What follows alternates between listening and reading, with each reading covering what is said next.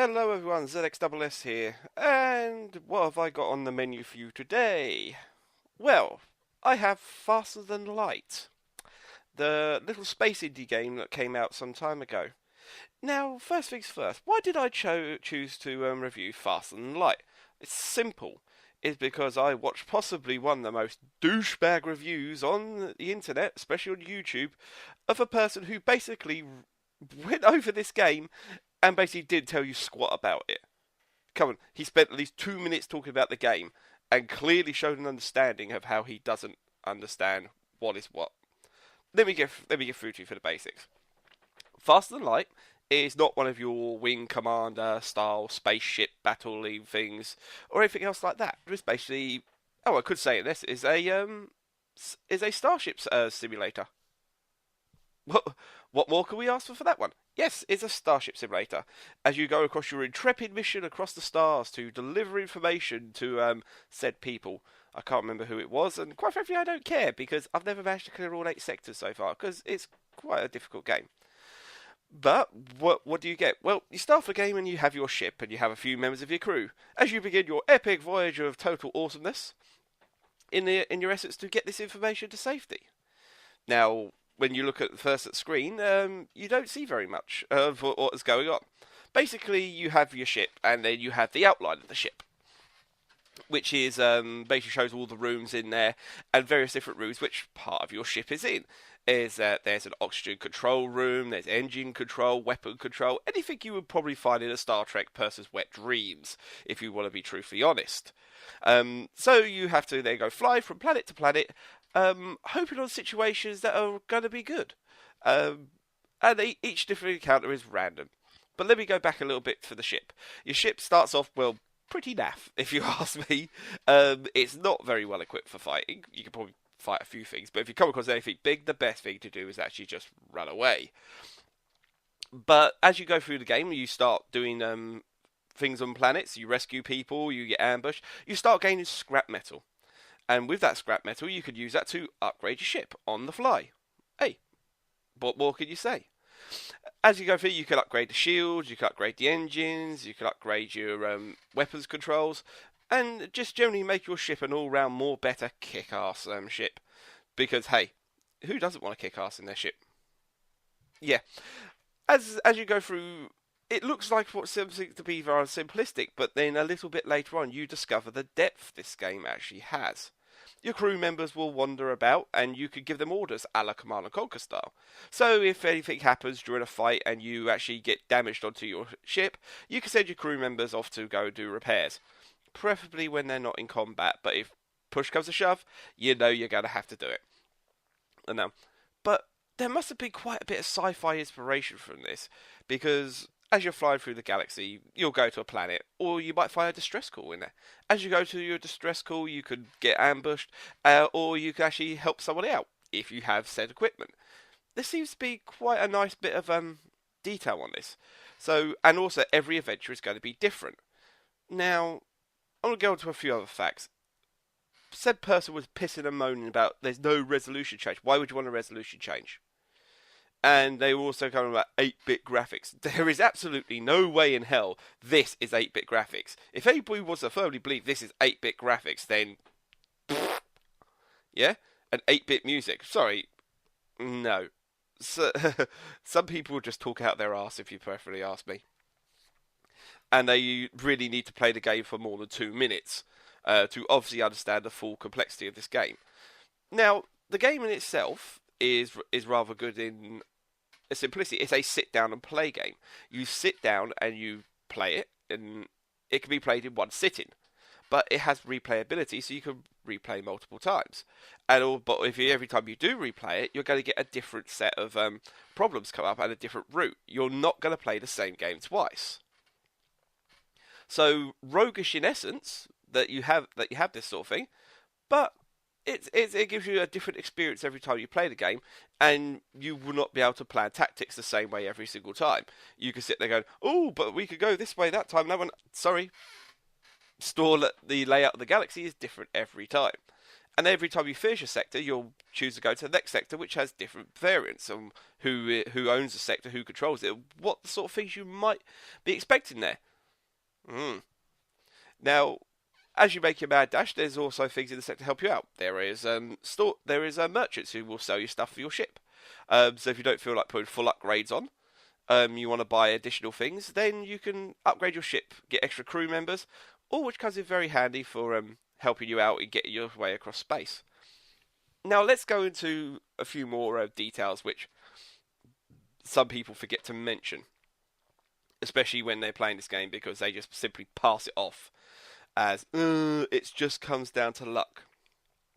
Let's look at combat in this game. Combat is ship to ship combat, and of course you need to power your weapons with your available power, and then some people turn around and say it's down to luck. It's not down to luck. Each of these ships have various different areas. They, just like your ship, they have weapon control, they have engine control. If a person is trying to make a jump and trying to escape, you take their engines out, stop them doing it. If a person's weapon armament is overpowering on yours, you take the weapon control out and you keep it out so you can't let them escape. Yeah, or you stop them doing damage to you. And you then have to keep choosing on what's going on. Do you want to try and suffocate the crew out, blow up their oxygen supply, and then see what they do? Each and every way, the tactics you could use are there, so you can actually sit there and immobilize the ship and stop an onslaught. You can take out bigger ships with smaller weaponry if you're tactical and if you use your head. But, like I say, as it's random, you don't know what these people are going to have. And then you can also buy other additional things like drones, because your ship can have missiles, and the drones can actually sit there and fire them out and stop them from hitting you. Then again, they will also have a drone control, so if you shoot that out, the drone goes unoperational. You see, this is what I mean. This is something which people don't see the tactical development of this game. It's not just shoot and hope. It's a simple case of aim carefully and take out what you need. Dismantle these ships, disable them. Come on, have any of you people ever watched Star Trek? Really? Have you ever watched it? Yeah, what happens in things like this? They sit there and they take each other's shields out and then they go in for the kills. That's the best way to deal with these situations.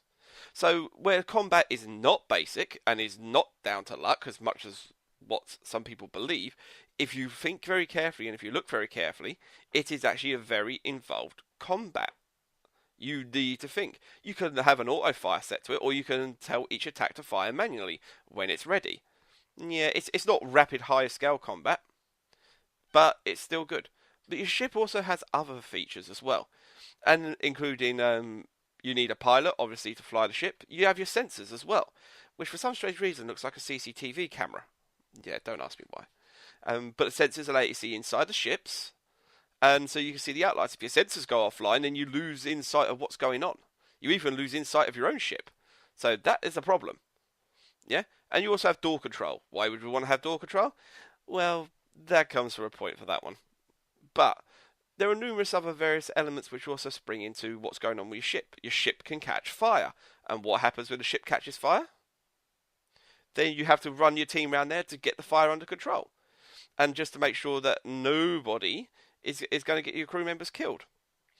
It can be a little problematic at first, but once you get used to the whole situation, you find yourself running around and sorting these little problems out. If push comes to shove, you can't get your team to it. Open the doors of the ship and starve the fire of its stuff. Then what you get then is tactics which require a lot of stuff. If you get people, you can even get people boarding your ship. See, this is the level of depth this game goes into. It's a very high level of depth, but a lot of people who play this game don't see it. Yeah, they really don't see it. And I just wish people who are very critical of this game would just sit back and give this game a try. And I mean, really sit down. Yeah, because all in all, it's a very enjoyable game. When you start learning and when you start discovering the tactics and everything you could do to get yourself in and out of these situations and the various other things, you could fly into a nova, your sensors start going offline, and various other random elements keep coming in. And this is what keeps drawing me back to the game again and again and again and again, is because I don't get the same game twice. I'd love to do all 8 sectors because at the end of the 8th sector, There is actually a big boss fight which involves, hey, guess what? A very large ship, which is outgunned, and if you're not ready for it, oh dear, you're in problems, and that's never a good thing, I reckon. All in all, it's a nice little simulation game. It's a sim game, yeah, with a little bit of tactical combat involved in it as well. Not an arcade shooter. I know I do prefer a bit of arcade shooter, and I've got something like that coming up next. But it's a good, fun game. It's anybody who sits there and turn around and say that this game has no depth or the game is completely based upon luck, then they really need to sit down and play this game again, because they clearly didn't play it for long enough to realise exactly what was going on. And hell, it's fun when your ship gets invaded. This is ZXSS finishing off here, and this is actually available on Steam, and I believe it's on Apple devices as well.